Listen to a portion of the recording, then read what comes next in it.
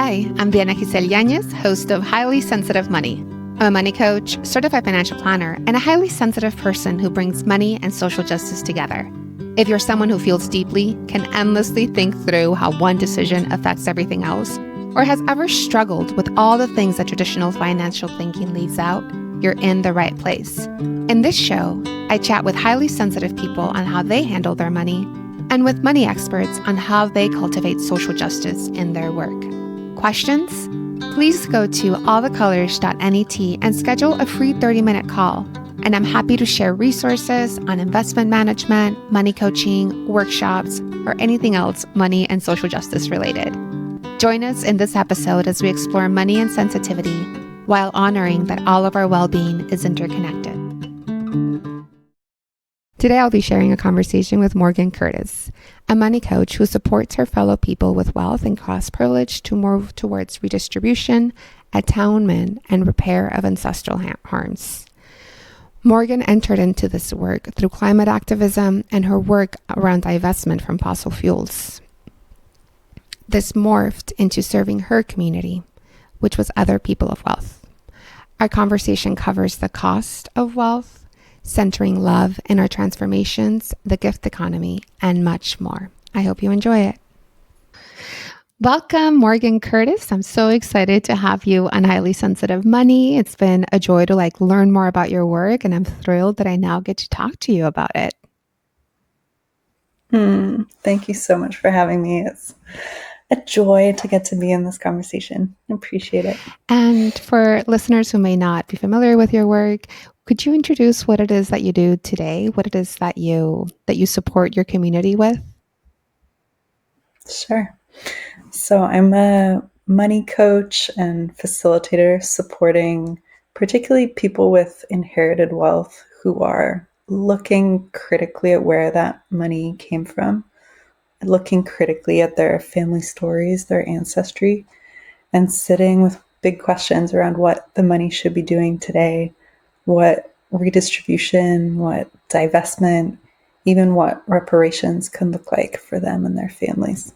Yeah. Wow. That is really interesting and big word.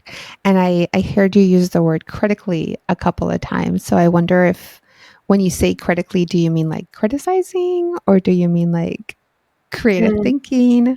What made you use that? Great question. So for me, I was raised in a white American family that had a lot of mythology around our ancestors, had a lot of stories we told about we should be proud of our early American ancestors. We should be proud that folks in generations before us accumulated wealth for our lives to be this way. And I think when I say critically, I mean not necessarily criticizing, but looking for the stories underneath the story that we might have been told. Like what has been left out when we've received the story or narrative of our family. So yeah, using our critical minds to explore the implications of wealth accumulation for people beyond our own families. Okay, that's really interesting. And it goes beautifully into a question that I love asking to start off with. But what was the financial background of your childhood? And how does it affect the work you do today? Yeah.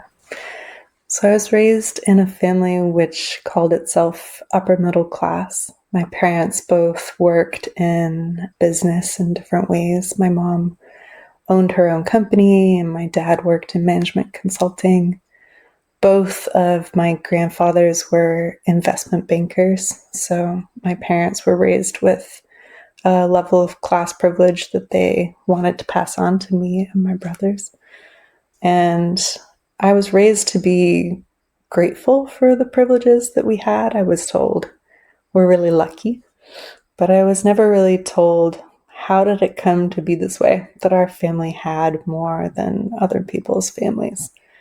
And that question stayed with me as I grew into myself and began to get my own education. And it was really when I was in college that I first encountered people talking about our economic system, talking about capitalism, talking about its roots in colonialism, in enslavement, that I began to reflect on, oh, like, I really do think these are the systems that my family participated in and benefited from.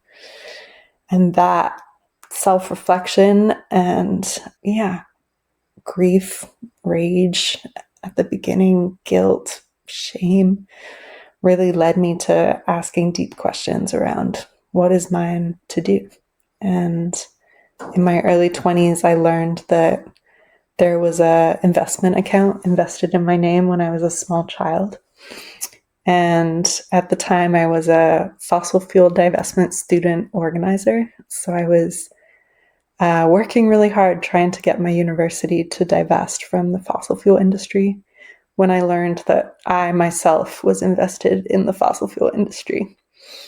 And so my activism turned inwards to my own family, and a whole journey of working with my father to divest money from first the fossil fuel industry and then the stock market, and then come to the realization of, I don't actually see this money as mine, and I do see that it needs to be returned to the communities it was taken from.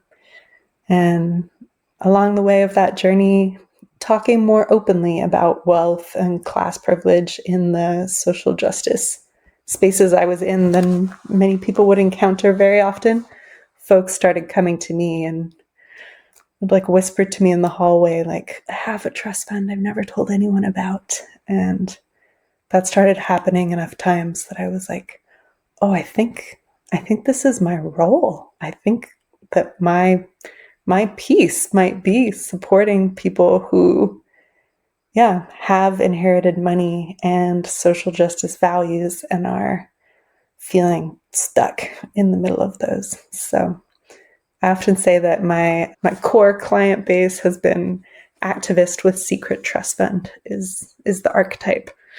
And I love us. There's so much potential to, yeah, bring one's values into alignment with the money. So that's where I find myself focusing now. That's such a clear client persona, right? Activists with secret trust fund. Yeah. And it also must be so, I can imagine it being really confusing as like you're trying to divest from fossil fuels at your college, and then to find out that you yourself are part of it. And I've talked with other people who it was actually receiving an inheritance that was what politicized them to like, let me change the way that I'm interacting with money. But it's such an additional layer of responsibility that most people aren't dealing with. So congratulations on taking that layer up and then making it your work for now. Thank you. I think, yeah, there's work that is each of ours to do out of the unique place that we've been born into and shaped by, and the communities that have, yeah, given us life and changed us. And somehow this is my bit. So doing my best to hold the responsibility well. And there was a phrase that you use on your website to describe this work, that our own liberation is at stake as a rich person.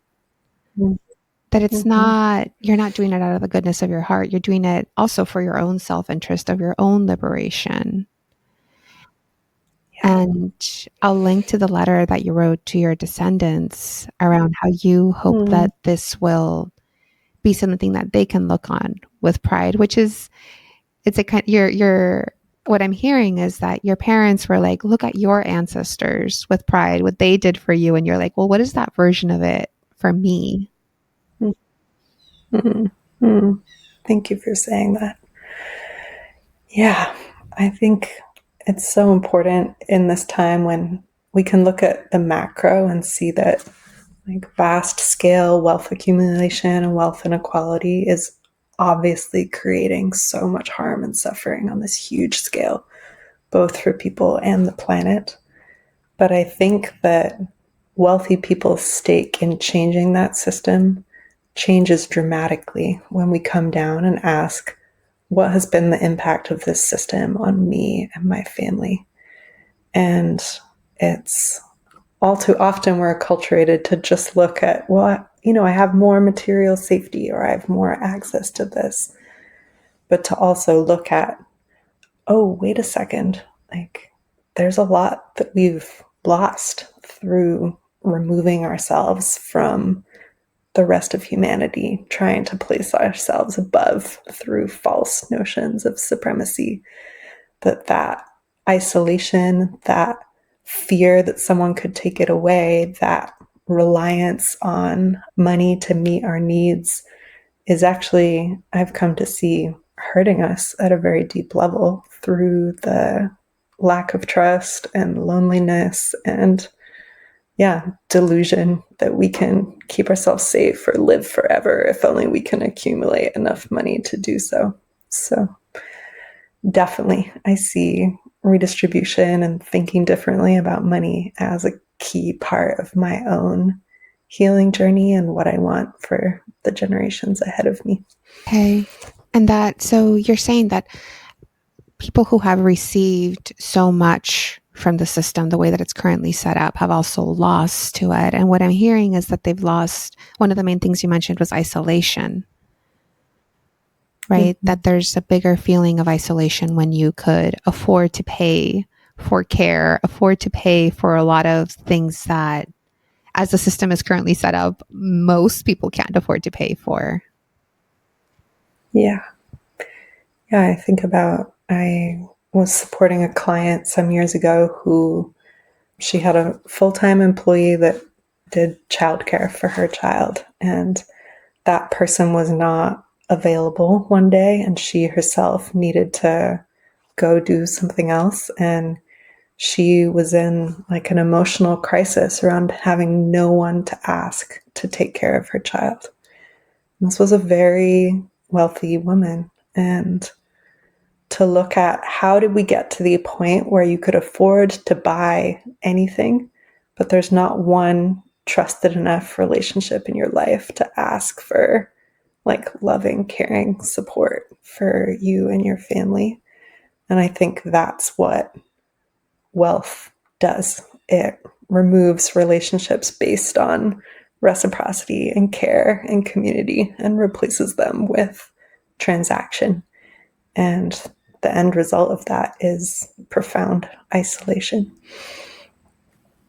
Yeah, transactional relationships as opposed to relational relationships. Exactly. Yeah. Another part of your story that really stands out to me is that your family kept track, and I don't know if this is just very common in most families except mine, but they kept track of like ancestors generations back. I'm curious, how many generations back can you guys trace yourselves? Yeah, definitely one of the privileges of having one's family on the side of history that like took power and control from others is that there's a lot of records of those people. And so I can trace my ancestors back many, many hundreds of years, both here on Turtle Island in the United States and back to Europe, where my ancestors come from originally. So yeah, I grew up with old family trees on the wall and coffee table books about my ancestors and creepy portraits of American military men on the wall, and yeah, lots of ancestors bearing down. And is that a common occurrence for your clients? Like, do you have to do rituals for like all of these ancestors on the walls with coffee books? For families that are intergenerationally wealthy in this country, I think this is a pretty common occurrence, that those that generated wealth or brought the family to prominence, there are portraits of them, there are books about them, and even when generations have gone by and no one even remembers anything about that person, like, here's their silver tea set. Or so a lot of my clients will have that stuff and sometimes not even know about it, but they'll have oh yeah, great Aunt Mary, she's the one that knows the stories. So, yeah. And something I find is for white people in this country who have come into a political awareness around whiteness, around racial justice, sometimes there's a instinct to push all those ancestors away, to say, they are all bad and wrong, and I no longer want to associate with them. And I think what I've come to see is that if white people in this country who've come to understand our history as one that's troubled push those ancestors away, then those ancestors will just be claimed by the people that want to continue America as it is and has been. And so I've come to see it as important for those of us who are committed to a future of multiracial democracy, of equity, of building a more just future, that we need to say, I come from those people and I stand for these values. And this can be the American story. It doesn't have to just be this one that's being told by, the museums and politicians of this country. That's beautiful. And I wonder, because as I was preparing for this interview, I was also thinking of my ancestors, and I don't really know much about them, but I was lucky enough to grow up with my great grandmother still being alive. So like 4 generations back, I can quickly see who we are, maybe 5. And as society has been changing, maybe because climate collapse is so freaking real, maybe everyone is kind of having to look back at their ancestors and see like what my ancestors thought is not what I want to think moving forward. So that's maybe more of a joint pain. Yeah. Yeah, and it's been mostly the Indigenous and Black and other people of color in my life who made me turn towards my ancestors and said, like, whether it's coming from their culture or spiritual tradition of looking back and honoring ancestors and saying, Morgan, you don't get to not do that. Like, you don't get to just pretend you don't come from those people. Like, you still need to feed them. You still need to speak their stories because they're handing you a task. And I've been really grateful for that instruction. I'll bring in my own story for this. So, as a Mexican woman who's white skinned, and I literally didn't know I was white passing until I lived in the East Coast, because growing up in Southern California, everyone that looked like me was identifiably Mexican. But I've had to look at the fact that for 4 generations, the women have been trying to marry lighter skin. It's been maybe it's been unconscious, but also like wanting to have more proximity to power, right? It's a way of surviving. And without any judgment, just kind of recognition of that human instinct to want to survive. And also sometimes it can be really hard to have space for self-reflection in the day to day of surviving. Mm-hmm. Yeah. Thank you for sharing that. And I hear you reckoning with just the sort of work that I've had to as well, of like, we look back at our people and we look at their choices, and like we have to reach for both our compassion and our like, let's try and understand this and place it in the bigger story of what's happening right now. And staying with the ancestral work, when you're helping clients through that work, because I see that's part of your 6-month cohort, right? That they get to do a money history, like a family tree. Mm-hmm. So I'm hearing you say like they get to look at it, and then what do they do with it moving forward? Like, what are some of the maybe rites of passage that you guide them through? Mm-hmm. Yeah, so I co-facilitate with my dear friend Justine Epstein, offering called the Ancestors of Money cohort, which is a 6-month community learning journey, particularly for white folks with inherited wealth who are reckoning with colonization and enslavement.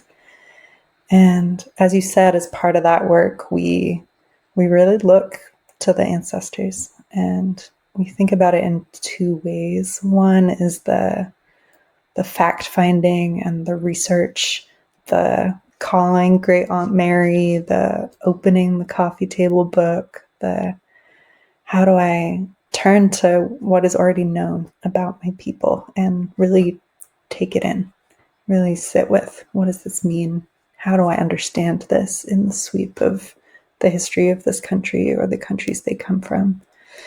And then the other side of the work we think of more as the mystery work. And we really invite folks, as we've been invited by people that have taught us, to reach for other ways of knowing and being with this information. Like maybe you need to go to your grandfather's grave, your grandfather who started the trust fund that you're now working with, and you want to read him a letter that you've written and then sit there and listen for what he has to say. Or maybe you need to visit the old family home that generations ago was a plantation. And maybe you need to go sit in those fields and wait up all night and notice what comes. So we really invite people to listen for what feels true for them. And we welcome people who think of themselves as having like a literal spiritual relationship with their ancestors, but also people for whom those practices might be more of a place of imagination or metaphor. And we walk with people with whatever comes up, because it can be big emotion, both the research work and the mystery work, to really let ourselves feel what our people did, what they've done, to know that on some level they did it for us, the ones that would come after them. And to know that one of the things that whiteness has done to white people and to others is to cut ourselves off from our emotion, from our empathy, to try to numb us to the injustice that's happening and has happened.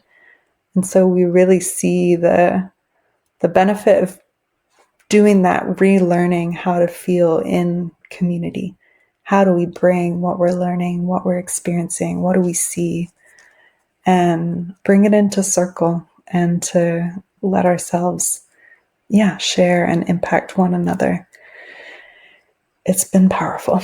I'm very grateful for folks showing up for this work. That sounds really beautiful. It makes me think of a quote by Bell Hooks. She says, healing is rarely an act of isolation. Healing is an act of communion. Yeah. Yes. And I'm hearing you talk about healing in a time beyond linear time, right? And like ancestral time, current time. I'm remembering a book that I read about someone who was doing this similar work, Big Topics at Midnight, by a woman Nancy Thurston, who inherited wealth from oil, right? So it's like, I imagine that your clients maybe are inheriting, inheriting wealth from things that they're questioning. And she did, her work feels like maybe a peek at what your clients may be doing, because she ends up looking at when did her family own enslaved people or have enslaved people. Yeah. And she created a bit of she created fiction around what those stories were, what were the full pictures of their lives. And that I hear just like owning the full humanity of our ancestors, which will make it possible for people to, in the present, own their own humanity. Right? Yeah. If we're bringing compassion to people that are in our lineage, that can eventually come to us. Because a lot of the times in activism spaces, it's so easy to blame, to say like, eat the rich. It's the rich's fault. What do you do if you are the rich? Exactly. What do you do if you are the rich? Feels like one of the questions of this lifetime for me, for sure. And thank you for what you said around yeah, when we allow our ancestors or whoever it is that we're saying is the bad, the wrong, the harmer, when we do the work in ourselves to let that person be fully human, not to absolve them of what they did or to say that, oh, it was okay in their time, or any of the ways in which people might excuse them, but to actually say they were a full human being in their moment, making these choices that I so wish they hadn't made, but they did. That, exactly as you said, allows us to bring that to ourselves and to say, oh, here I am alive in this system that is forcing me every day to make choices that I wish I wasn't making, to burn that oil that's hurting someone in the Ecuadorian Amazon, to buy that piece of food that is poisoning farm workers over there, to accept the retirement money that my job is offering me, even though it's being invested in all these corporations that are hurting people on the planet. Here I am too, participating in this system.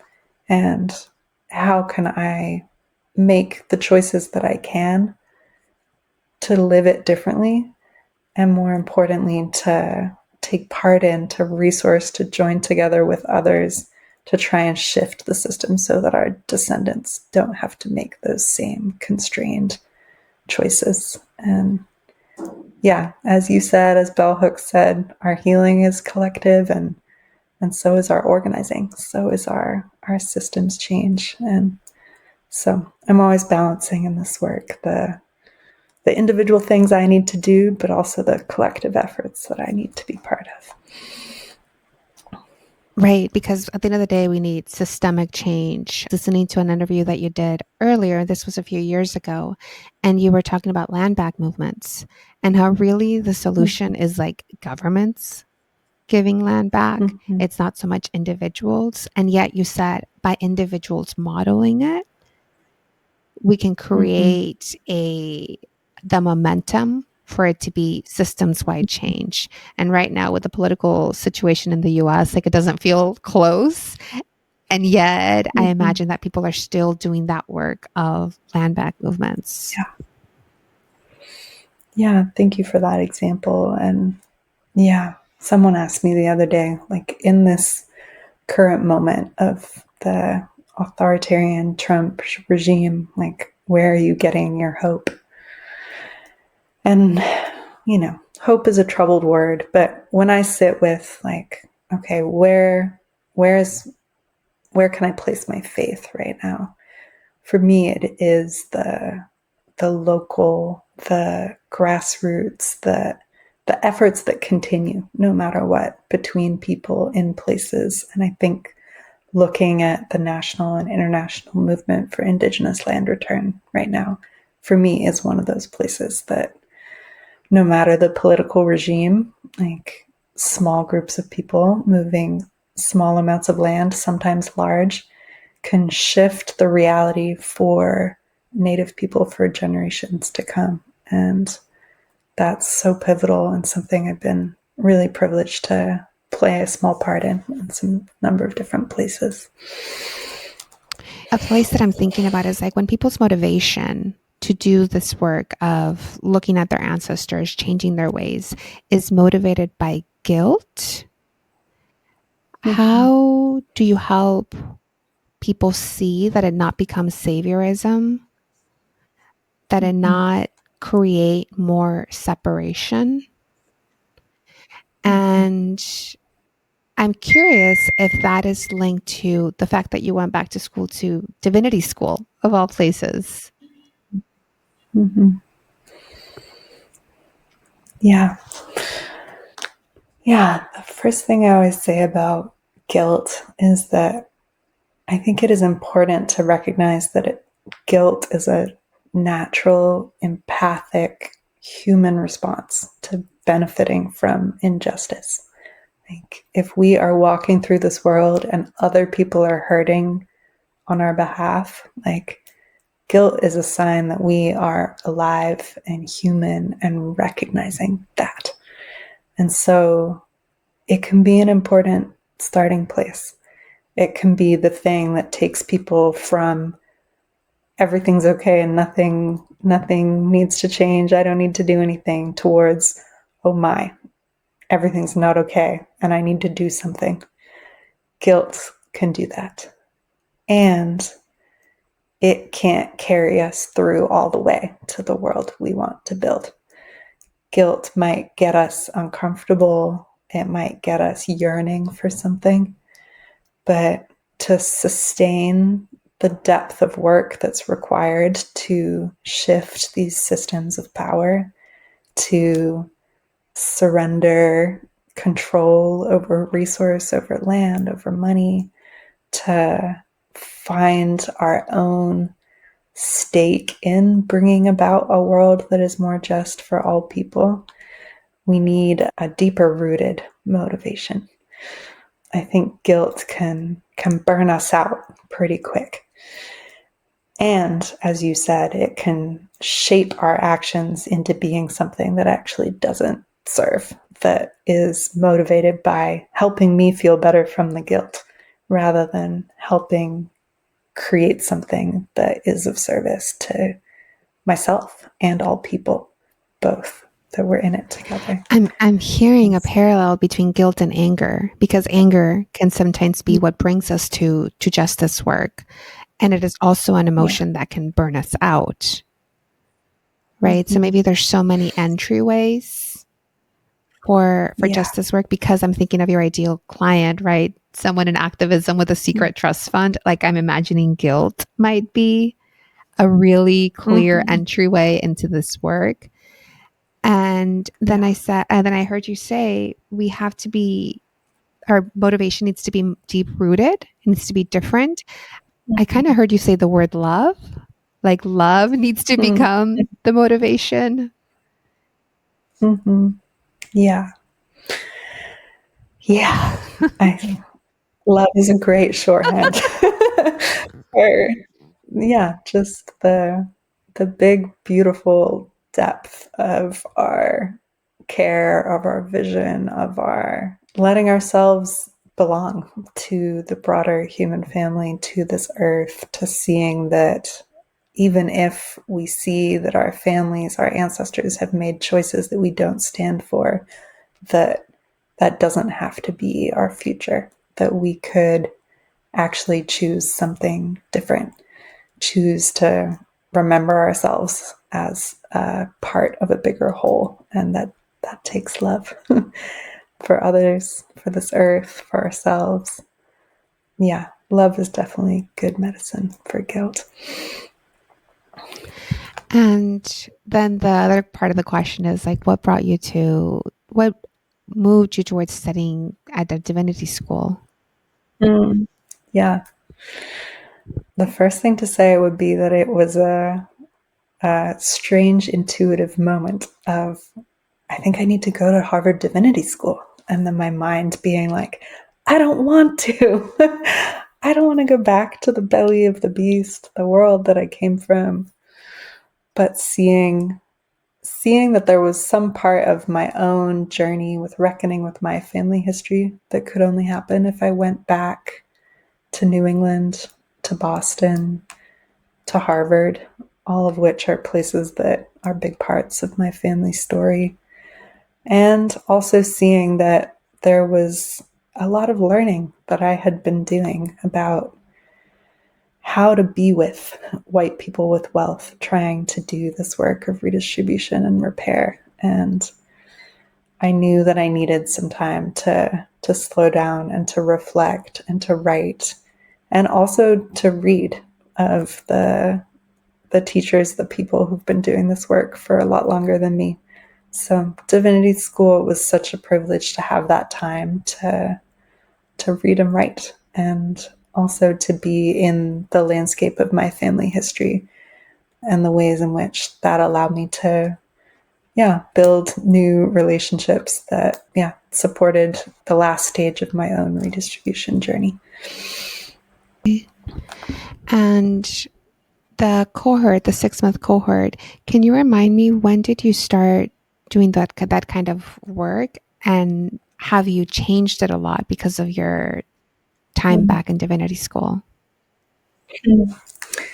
We did the first one, I think it was in 2021, and we've done 4 public cohorts. The 5th will begin soon, November 2025. And while I was in divinity school, I turned what had been our cohort curriculum into an academic class. So I added a lot more readings and writing opportunities. And I was able to offer that course at Harvard Divinity School as an academic class. And we had both students, faculty, and staff in that class, which was a powerful journey. And then I was able to offer that class again at Stanford University last year, also for students and graduate students from a number of departments. So I'm grateful for the teachers that came in side entrances when I was in university and kind of offered off ramps from the mainstream capitalist go get a corporate job pathway that my university was pushing me towards. And so I've felt passionate about being able to do that for other young people that are in those privileged institutions. So it's been really, really good to be able to push the classroom chairs aside and sit on the floor in a circle and really be real around the privileges we walk with and what they're asking us to do. I love that. I love that idea of this work that you were doing. You were doing it publicly, but for a very self-selected group of people who were very intentionally moving towards you. And now to be offering it at Harvard, at Stanford, places where you don't really see that. You don't hear that. You don't hear our systems being questioned like that. Maybe you do, but I haven't been tight either, so I don't know. That's a beautiful full circle. And yeah. Do you see yourself continuing to do that work in academic institutions? I definitely hope so. If anyone's listening from academic institutions, I would definitely love to bring this class, to more places. And yeah, it was definitely the students' feedback of, we're not having this conversation anywhere else. Folks would say, we have a lot of classes where we get to critically study the systems that are hurting so many people, but we never get asked, how are you connected to this personally? Or 2, how do you feel about it? And so our class really tried to make space for, what is my personal story in relationship to these systems of oppression? And really, how do I feel about it? How do I take it out of just my head and into my heart and into my body? So, yeah, I definitely hope to continue to be able to offer those sorts of spaces. That's so beautiful. I want to open that up more of seeing students themselves, people themselves seeing that as part of the systems that they're criticized or that they're wanting to change. How am I entrenched in it? What are all the unconscious ways that I'm benefiting or being hurt by the system? Yeah, exactly. Another part of your curriculum that I was really curious about is gift economies. Could you explain what that is and how you teach people to move into that, what the benefits of it are? Where I've mostly practiced and learned about gift economy has been in the community where I live.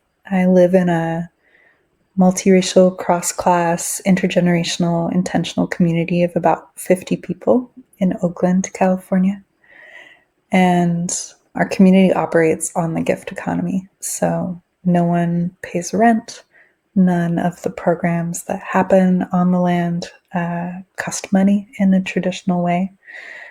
And as we're embedded in this capitalist economy, we still do have bills to pay, many of them. And so folks can choose to gift financially as much, or if they are able, both folks that live there or folks from outside the community who want to resource the community. And we were talking earlier about the difference between transactional relationships and relational relationships. And I think the gift economy is about applying that idea to our economics.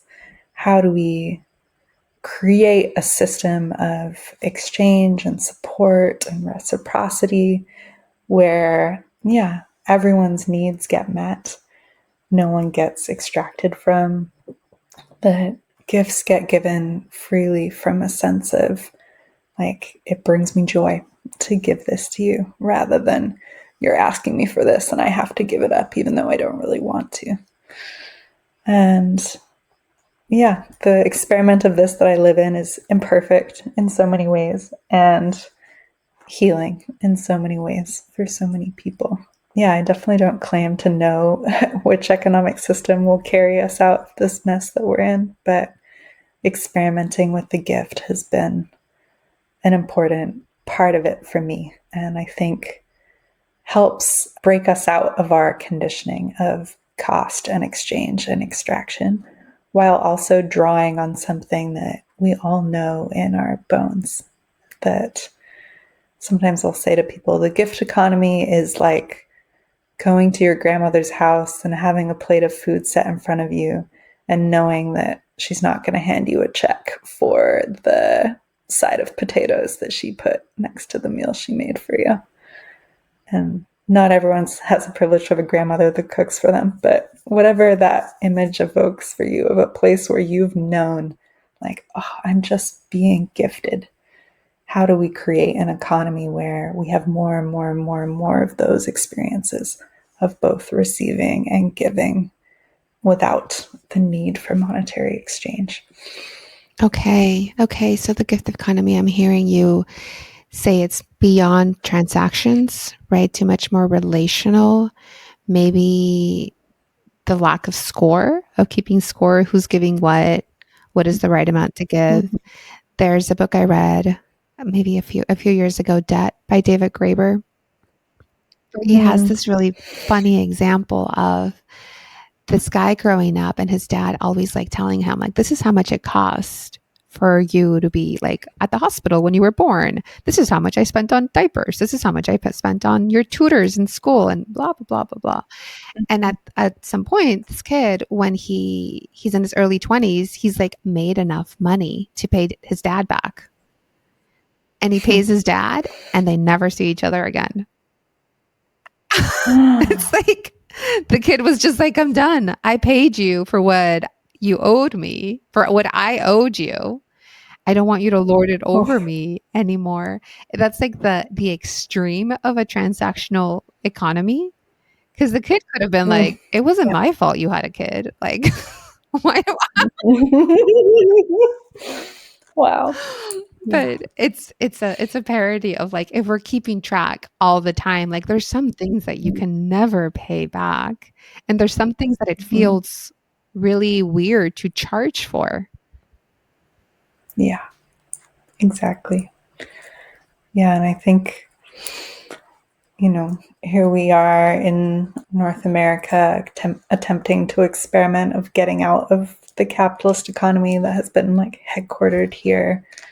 And so many communities all over the world, whether indigenous communities or migrant communities, are practicing the gift every day out of both culture and necessity. And so the gift economy is not like a clever new thing, but just the way that humans know how to be, that we need to remember. Mm-hmm. Yeah, it's not a clever new thing. It's relationality with a different term. It's seeing our interconnectedness.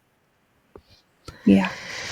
Well, as we're coming to wrap up, this podcast is really about high sensitivity and social justice and money. And we've talked a lot about money and social justice. I think the way that we've done this podcast has led to a lot of the questions of high sensitivity. I have so many more questions for you. It sounds so like, I love that your own interest in how do I do my climate activism, then you had a point of self-reflection of like, where am I in this? And now you're really giving that medicine back to the world and doing that for other people. So it's a joy to get to highlight your work. And one of the things that I saw you've just released is Dames, what is it? Decolonial Dames of America, which is such a hilarious It's like I can imagine, I don't know, Gone with the Wind when she's 16, she's coming out into society and this is like a decolonial dame. You're like, what does that look like? Does she have a machete? Like what is she doing? Can you tell us more Yeah, about that work? sure. So a number of years ago, I was on a prayer walk led by a group of Buddhist monks who were walking between sites of colonial violence. This was in southern New England. And one day we were at the place now called Plymouth Rock, the Mayflower landing spot. And for anyone that's ever been there, you might remember there's like a Grecian temple with like big columns over the rock. And it says, erected by the National Society of the Colonial Dames of America. And this still exists, a lineage pride organization of women who are proud to be descended from the first early colonists of this country. And I was with my friend, and he turned to me and he said, "What if there was a decolonial Dames of America?" And I was very moved by this idea because I am descended from those same people. And I want to claim that lineage as one that can continue in a different way. One that when I look back at the early settling of this country, that I can say that promise of that utopia that they might have been carrying has really not yet been realized. That the choices they made are ones that I want to repair, that the destruction of the land they took part in is something that I want to make sure doesn't continue, that my way of honoring those ancestors is to continue the work for healing that they left undone. So those are some of the questions and that I wrote about in this tiny little book called The Decolonial Dames of America. I love that. I love that. And this is a beautiful place to wrap up our conversation. It feels like it's been an introduction for people to go and delve more into your work and the people who supported you along that path. Thank you so much for having me, and just for creating the space for these sorts of conversations, and welcoming people into like being a sensitive person in this time. The opportunities to let ourselves be guided towards justice, towards healing, towards doing things differently. So I'm grateful. Thank you. Morgan's journey into money work is truly heartfelt and genuine. To all of the activists with secret trust funds, there is a community for you. I'd like to close today's episode with a quote that's found on Morgan's website by author and activist Aurora Levins Morales. For people committed to liberation, to claim descent from the perpetrators is a renewal of faith in human beings. If slavers, invaders, committers of genocide can beget abolitionists, resistance fighters, healers, community builders, then anyone can transform an inheritance of privilege or victimization into something more fertile than either. Thank you for everyone who is embracing the inner and outer work of transforming money. Thank you for joining me on Highly Sensitive Money. I'm Diana Giselle Yanez, and I hope this episode helped you see how money and sensitivity can work together while honoring our interconnected well-being. We have the power to create a system where everyone's needs are met because nature is abundant. If you found value in today's conversation, please take a moment to leave a review and share this episode with someone who could benefit. Your support helps this message reach more people navigating their own financial journeys. A thank you goes to Mike Schul for the music and Juan Antonio Nunez for producing. For more resources on bringing money and social justice together, sign up for my monthly newsletter over at allthecolors.net.